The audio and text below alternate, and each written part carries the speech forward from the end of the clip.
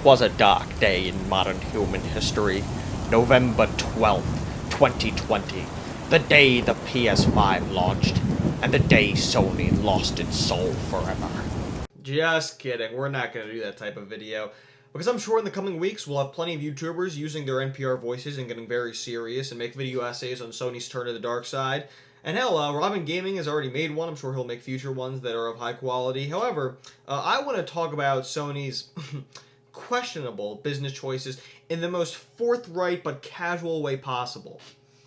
Which is why we're going to start with the day that Sony betrayed the entire world.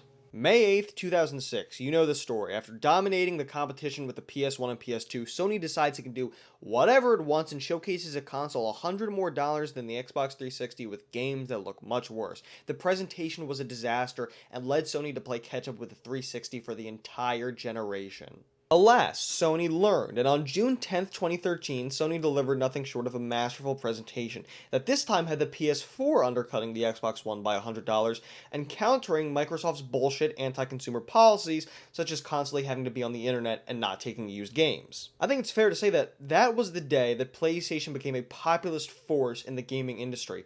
Xbox was being arrogant like Sony was the decade prior. They felt like the corporate force. Nintendo had the fucking Wii U and attempted to murder anyone posting Nintendo content on YouTube and promoting their games. Other companies like Ubisoft and EA were trying to squeeze gamers for shitty products, especially ramping up during this generation. PlayStation felt like the only company on the player's side that was trying to give them an affordable gaming experience. They were the company of the people. And they continued this trend with constantly revealing exciting, single-player games you'd only play on their console. PlayStation was helping keep the single-player experience alive, and wanted first-party, quality content that necessitated the purchase of a PS4. It's why the PS4 is now reported as selling double the Xbox One.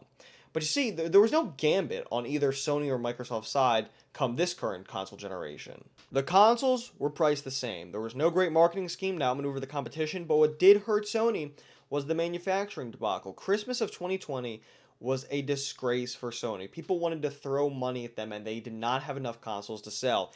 Getting a PS5 was a battle, and greedy scalpers came in to buy up consoles and then upcharge other customers online, sometimes receiving upwards of $1,000 for the console. And around this time, you have Sony making these ever so subtle choices that seem to conflict with their previous pro-consumer model, and since then, these choices have become a lot less subtle. They tempted fans with a digital version of the PS5 in an attempt to make more money off of notoriously cheaper to make digital games. Collector's editions don't come with physical copies of the game anymore. They're attempting to bring the price of games up to $70, with The Last of Us 1 pricing being a full-fledged fucking marketing disaster. They're getting sued for their actions on the PlayStation Store. They increased the price of an already expensive and hard-to-find console in global markets. The narrative forming about Sony is that, like in the PS3 era, they're the villain of the generation. They are appearing as arrogant and greedy, but they still are outpacing the Xbox Series X. Why, though, is the question.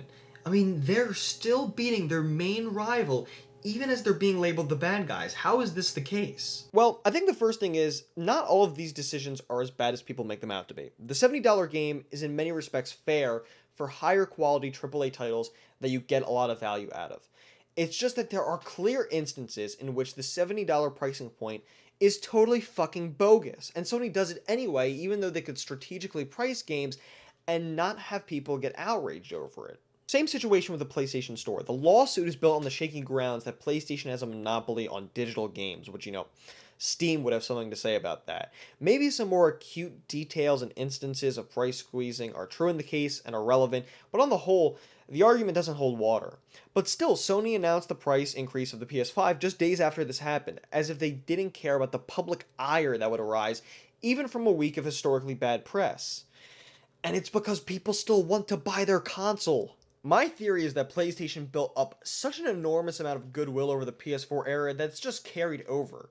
Sure, it waned somewhat. You had an exclusive like Death Stranding, which the quality wasn't all there. You had a controversy over The Last of Us 2.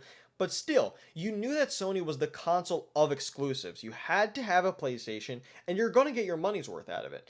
Microsoft can't trick consumers, though they may try. They know that Microsoft Flight Simulator and another fucking Forza game are on the top titles of their console on every single list. It's embarrassing. It's embarrassing to see Microsoft say that they've had the best exclusive lineup they've had in years, as if they've had anything even remotely close to respectable since the late 2000s. And these other niche exclusives on the console, you can just get on PC. They know this. Game Pass is without a doubt a huge help to Microsoft fans and a reason to buy an Xbox Series X. But God, like even something with Halo Infinite, not supporting split screen, that is obviously against the wishes of Halo fans. They have such easy layups to demolish Sony, and they fucking miss them on a near constant basis. The Series X is not a necessary console, especially that you can play so many of the games on a PC. At least not at the moment. It's not worth getting a Series X, even with its increased availability, because it's not even cheaper than the PS5. It's clear that PlayStation, still with its blunders, is seen as the superior choice by consumers. That's Sony's heel turn.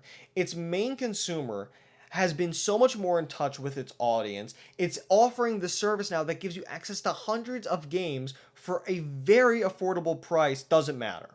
Doesn't matter. People are still buying PS5s more. Why? Because they think it's essential. Because the experience you get on a PlayStation can't be offered somewhere else. You can't get the experience of a Switch somewhere else. You can get the experience of an Xbox Series X on PC. Maybe this changes this holiday season. I think the holiday season is going to be indicative of how Sony does in the rest of the generation, because with so much negativity surrounding it, maybe we'll finally get to see if it means anything. Right now, Sony is reliving its PS3 days. It's just not getting punished for it. It knows that it still has got the lead over its main competitor. Why bother being the cool older brother to consumers when they will still love you, even if your reign on top is defined by avarice? And it's why right now, Xbox needs to step up to the plate, man. PlayStation is like your son, but he's in a shitty phase in his life. He's being rude to everyone, and you need your son's arch nemesis to beat the shit out of him, so your son goes through a Rocky IV training montage and becomes a morally better person because of it, and then can beat up his arch nemesis again. But thanks to Microsoft still being incapable of reading the room, who knows if they will step up? Who knows if they just do a $50 price decrease on the Xbox and trounce Sony this holiday season? I'm sure they won't. Sony's acting like a douchebag right now, but it can afford to because people still don't want to buy an Xbox over it. That's capitalism. When you mix that in with probably some real economic problems that Sony is facing, although minimal compared to the individual, and you have this opportunity to make shareholders happy and still not feel any backlash from consumers or know that the backlash will be small, how could you not do that? And I'm not going to be the one defending this super big corporation, okay? It doesn't sit right with me. It feels nefarious. It doesn't feel right in contrast to what Nintendo and Microsoft are doing, especially when they're taking a stance against the $70 price tag of games. But I also just can't be totally taken aback and aghast by the situation. Even though when I read these stories, it doesn't remind me of the PlayStation I once venerated so much. Yup. Which is what brings me to my next video, why I'm getting a PS5.